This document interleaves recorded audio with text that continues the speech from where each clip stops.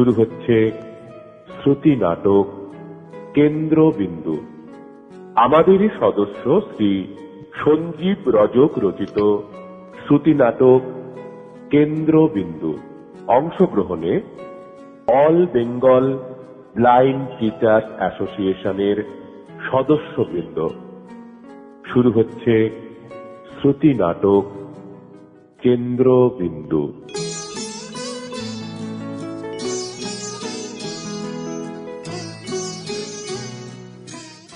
তখন গভীর রাত, ঘন্টাখানেক বিছানায় এপাশ ওপাশ করতে করতে কখন ঘুমিয়ে পড়েছি জানি না। হঠাৎ আমার স্ত্রী সোহিনীর ডাকে আমার ঘুম ভেঙে গেল।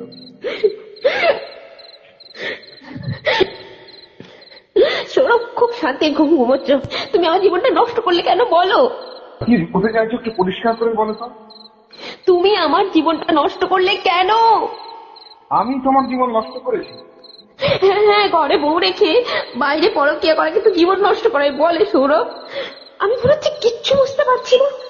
প্রতিদিন তাড়াতাড়ি কলেজে যাওয়া, দেরি করে বাড়ি ফেরা, তারপর আবার ফোনে প্রেমালা। এমনকি ওর পড়া বই না শুনে তোমার ঘুম আসে না। যদি এটা পরকীয়া না হয় তো কাকে বলে পরকীয়া? অথচ বিয়ের আগে তুমি কত প্রতিশ্রুতি দিয়েছিলে, আর কোন মেয়ের দিকে তাকাবে না তুমি সৌরভ। আমি তো চোখে দেখতেই পাই না সোহিনী, তো তাকাবো কি? জানি জানি, তুমি অনেক চক্ষুষ্মানি থেকে অনেক বেশি দেখতে পাও, আর তুমি ভালো করে জানো আমি সেই দেখতে পাওয়ার কথা বলছি না। আর তুমি যে বই পড়ার কথা বলছিলে, তুমি তো আর ওর মতো এমন সুন্দর উচ্চারণে ইংরেজি পড়তে পারো না, তাই তো ওকে দিয়ে পড়াই। বাহ বাহ, আর বিয়ের আগে আমার কণ্ঠস্বরের প্রশংসায় পঞ্চমুখ ছিলে সৌরভ, আজ সব পাল্টে গেল। না সোহিনী, আমি কোনো পরক্ষা করছি না। সময়টার মতো মেয়েরা আমাদের মতো দৃষ্টিহীন মানুষের প্রতি শুধু সহানুভূতি দেখায় আর সাহায্য করে মাত্র, বুঝলে? সমাজটাকে তুমি এখনো চেনো না সোহিনী, সমাজটাকে তুমি এখনো চেনো না। সবাই তো তোমার মতো সোহিনী নয়। যাও, আমাকে ঘুমাতে দাও। তুমি মিথ্যে বলছো সৌরভ। বলো, তুমি আমাকে বিয়ে করেছিলে কেন বলো? তোমাকে ভালোবাসবো বলে, তোমার সঙ্গ পাবো বলে। ভালোবাসবে? তাহলে আমি সময়টাকে ভালোবাসছো কেন? আমার ভালোবাসার কি তথ্য প্রমাণ আছে বলো তো সোহিনী? শোনো সৌরভ, আমি যা জেনেছি আমার কাছে যথেষ্ট। আমার আর এক্সট্রা কিচ্ছু দরকার নেই, তথ্য প্রমাণ নেই। না, এটা যথেষ্ট নয়। আর একটা কথা বলো তো, সত্যি যদি আমি পরকীয়া করে থাকি তাহলে তোমার সমস্যাটা কোথায়? আমি কি কোথাও তোমাকে কোনো দায়িত্ববোধ, কোনো আর্থিক স্বাধীনতা, কোনো কিছু থেকে তোমাকে আমি বঞ্চিত করেছি? বরং তুমি দিনের পর দিন একটা মিথ্যে সন্দেহে আলাদা খুঁজছ। তুমি যত বেশি পরকীয়া লিপ্ত হবে সৌরভ, তোমার কাছে আমার গুরুত্বটা ঠিক ততটাই কমবে। এখানেই সমস্যা। তুমি বিয়েটা করেছিলে কেন? তুমি স্পষ্ট করে বলো তো। বিয়েটা আসলে কি বলো তো সোহিনী? বিয়ে আজকে তোমাকে শেখাতে হচ্ছে, তোমাকে বলতে হচ্ছে বিয়ে হচ্ছে পরস্পরের প্রতি মনোগত থাকার একটা অঙ্গীকার, একটা পবিত্র সম্পর্ক। না না, কখনো না।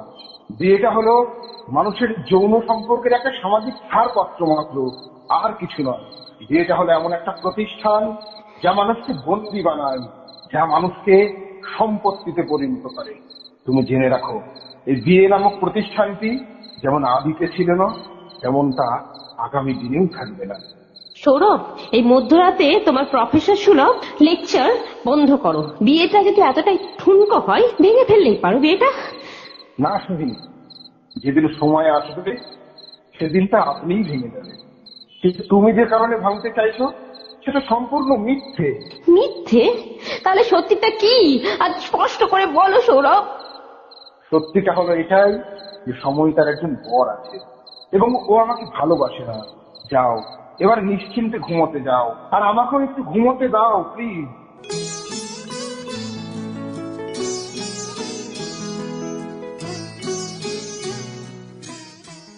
কলকাতা শহরের একটি কলেজ। আমি যখন এই কলেজে ইংরেজি বিভাগের একজন সহকারী অধ্যাপক দিলাম, তখন আমাকে নিয়ে ইংরেজি বিভাগের শিক্ষক সংখ্যা দাঁড়ালো মোট 4 জন।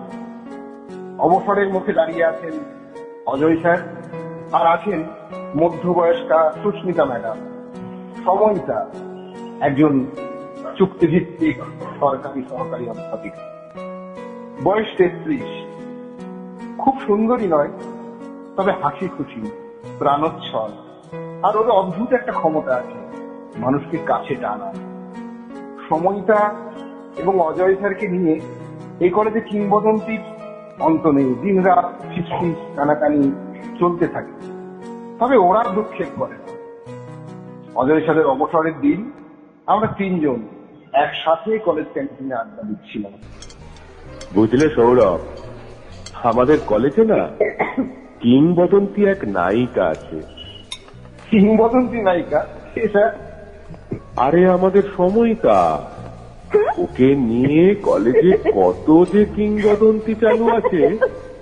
ও আচ্ছা, মনটা আস্তে আস্তে চেয়ার থেকে পড়ে যাচ্ছে যে। আরে আমাদের সময়টার না একটু পতনের সমস্যা আছে, বুঝতে পেরেছি সৌরভ? স্যার, বলো। আপনার বোতল থেকে একটু জল খাচ্ছি। হ্যাঁ হ্যাঁ, খাও খাও খাও। আরে আমি মুখ দিয়ে খাইনি সময়টা। খেতে আমার ভালোই লাগবে। আচ্ছা, স্যার, টাকাটা আজ আমি দিচ্ছি। না না সৌরভ, ওটা আমি দেব। আরে এতে অদ্ভুত একটা যৌন তৃপ্তি পাই আমি, বুঝতে পেরেছো? স্যার, আপনি না, স্যার আপনার তো আজ ফেয়ারওয়েলের অনুষ্ঠান আছে, কিছুক্ষণের মধ্যে আমাকে যেতে হবে। সময়টা তো আমার বলবে, সময়টা বলবে তো? কি বলবো বলুন তো? সত্যি কথা বলতে অজয় স্যার আর আমার সম্পর্কটা খানিকটা বাবা মেয়ের মতো। আমাদের দুজনকে নিয়ে অনেক কিংবদন্তি আছে জানি, তবু আজ আমার বলতে দ্বিধা নেই যে আমাদের সম্পর্কটা একান্ত ব্যক্তিগত। তাই কলেজ থেকে অবসর নিলেও আমার কাছ থেকে কিন্তু স্যারের ছুটি নেই। আচ্ছা, সময়টা সময় হয়ে এলো, চলো যাওয়া যাক। স্যার চলুন। চলো।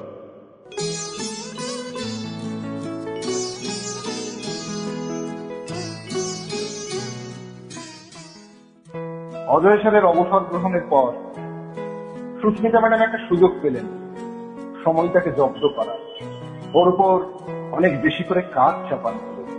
কিন্তু সময়টাও ছাড়ার পথই নয়, সে কৌশলে আমাকে দলে নিল।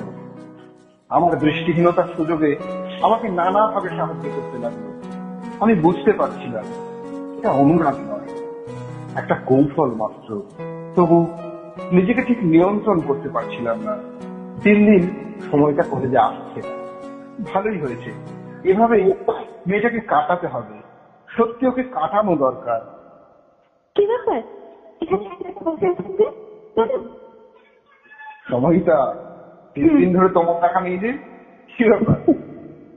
আসলে আমার বর এসেছিল, আপনি তো জানেন ও পক্ষী বিশারদ, আর ওই সিকিমে পোস্টিং। 3 দিন আগে বাড়ি এসেছিল, তাই ওকেও তো সময় দিতে হবে। এই শপিং এ যাওয়া, রেস্তোরাঁয় যাওয়া, ঘরে সময় দেওয়া, এইসব আর কি। ও আচ্ছা, একেবারে প্রতিব্রতা নারী যে। ওসব বাজে কথা স্যার, যখন যেটা দরকার করতে হবে বই কি। ঠিক ঠিক। গতকাল আমি খুব সুন্দর পায়েস রান্না করেছি জানেন, আপনাকে দিলে আপনি একদম চেটে পুটে খাবেন। এই নিন 1 চামচ দিচ্ছি, নিন নিন, হা করুন হা করুন। এই এই এই আর পাবেন না কিন্তু। খুব সুন্দর, খুব সুন্দর। সময়টা আমার কাজই হচ্ছে মানুষের খিদে বাড়িয়ে দেওয়া, জানো। অথচ তোমার নামের সঙ্গে প্রশমনের একটা সম্পর্ক আছে।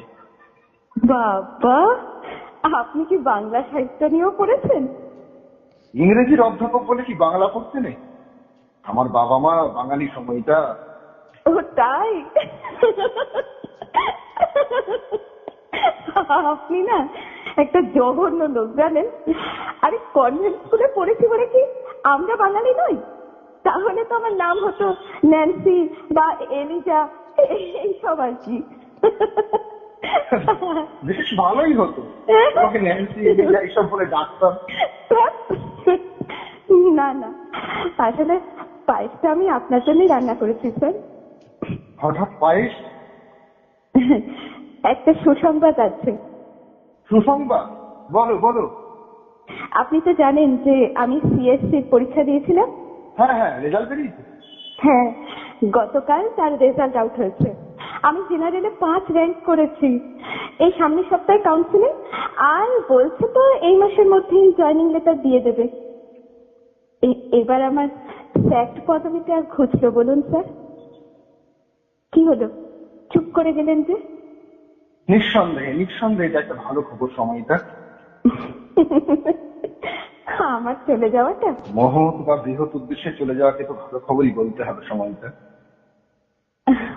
যাই হোক, আপনার জন্য একটা বিশেষ উপহার আছে স্যার, চাইলে আপনি নিতে পারেন।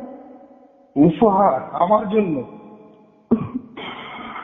এরপর তো আমি চলেই যাব, তাই কয়েক ঘন্টা আপনি চাইলে ইচ্ছে মতো আমার সঙ্গে কাটাতে পারেন। তবে এটাই শেষবার স্যার, কারণ এরপর থেকে আমি আর আপনার সঙ্গে কোনো যোগাযোগ রাখবো না। আচ্ছা, ভেবে দেখবো।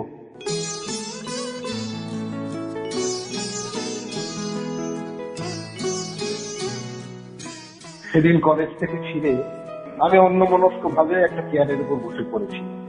হাত পা ধোয়া বা জামা কাপড় ছাড়ার কথা আমার খেয়াল ছিল না। একটা ঘোরের মধ্যে ছিলাম, কতক্ষণ জানি না। হঠাৎ সোহিনীর কথায় আত্মসম্বিত ফিরে পেলাম।